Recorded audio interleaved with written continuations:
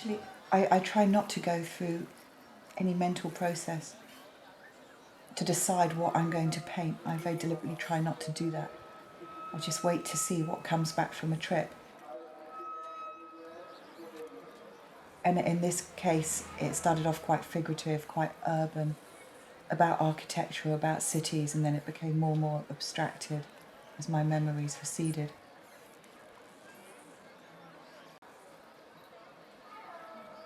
I don't sort of judge it. If you find yourself in a sort of subconscious state, then you take away the conscious state. And it's the conscious state that judges and tries to decide what you should do and shouldn't do. And so if you can get into that slightly sort of self-hypnotic state, then there isn't the fear. You just start. It just comes. I don't have the fear before. I started doing a series of abstract works that were very much about patterns. And when we went to Varanasi, all those patterns formed on the surface of the water, from people throwing flowers in, bits of litter, general organic matter.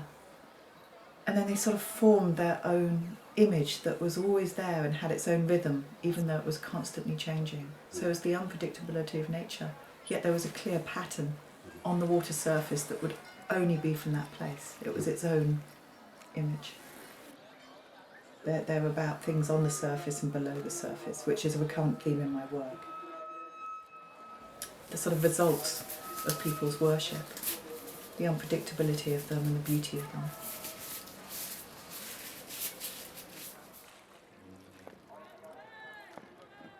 I wanted to capture that strong presence of death that's with you all the time, that you're there, you can't ignore it. They're literally painted with soot and charcoal and grey and maybe because of the death everyone seems just so much more alive than anywhere else. It's just incredible. It's about rejuvenation, it's about being reborn, it's about celebrating existence. You know that all this organic matter from death is being put into the river all the time.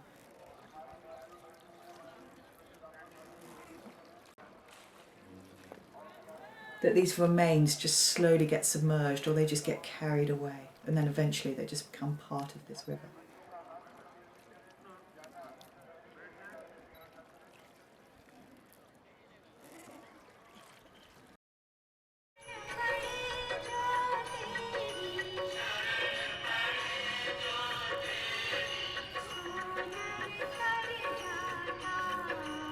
I wanted to do a painting about where we had been.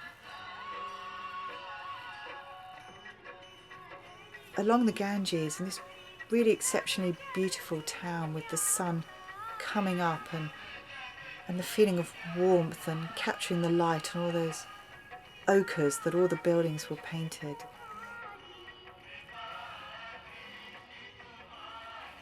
I'm hoping that people looking at the work, even if they haven't been to the places, I'm hoping that somehow they'll get a feeling from it that takes them there, or in some way opens a window so that they can imagine being there.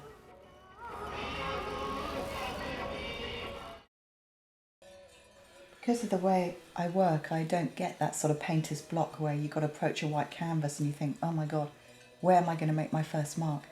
Because I work with layers and I pour and pour layers before I even start thinking about putting information in. I can just start with a general sense of colour and atmosphere, so I can just wash layers on, which is good for me because it means I don't get that sort of fear about the canvas. And then things evolve from the marks themselves that happen in the nature of the layering. So the Nighttime Reflection series are part of the Pattern series. Again, you know, everyone's out on the water. There's people rowing tourists around, which is wonderful to be rowed around at night on the Ganges. So you look back at Varanasi where thousands of people are standing literally on these levels. You know, they're levelled steps, but they're great big steps, so lots of people can stand on them. And they themselves, as people, give these incredible reflections onto the river. And then you've got the flowers and the candles. You know, it's very special. People place little candles onto the river for loved ones.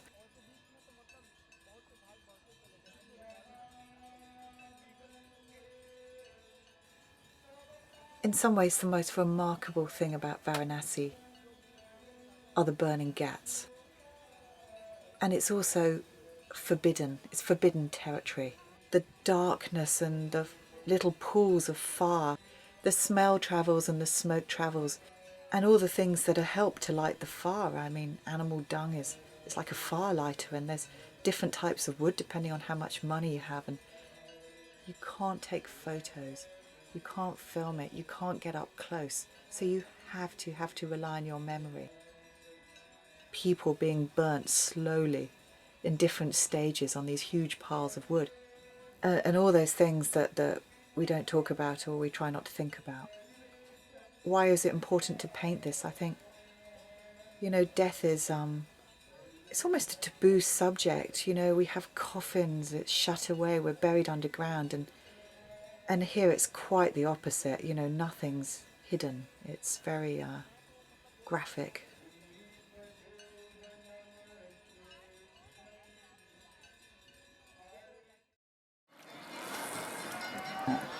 My fear is that I don't have enough time. I just want to keep painting, and I've got so much more work I wanted to do. It's just a time of trying to stay focused and not forget things now this week, and try not to get too panicky. But I guess I'm getting ready now. Quite a nice point, really, because it's my babies going out into the world. I'd like to think I'm a bit of a perfectionist, but I'm probably more of an obsessive than a perfectionist. There's a bit of a joke that you can say you can always spot the artist at a private view because everybody's avoiding their eye. But that is part of taking risks. It's part of not knowing when to finish, which I have got better at, but it is part of risk-taking.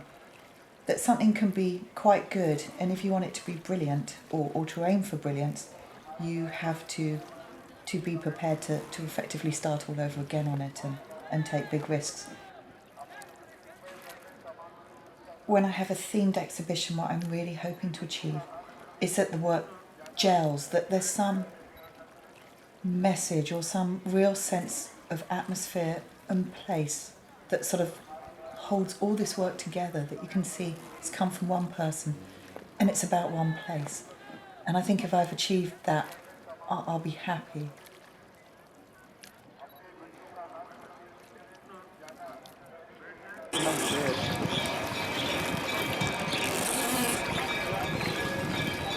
Your boat, do you always start from that ghat, or sometimes do you begin your work in other ghats? Huh? Is that the ghat you work from? Or do you sometimes have your boat up here?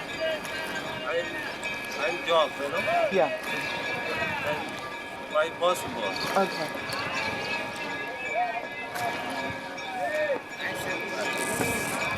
Your English is very good.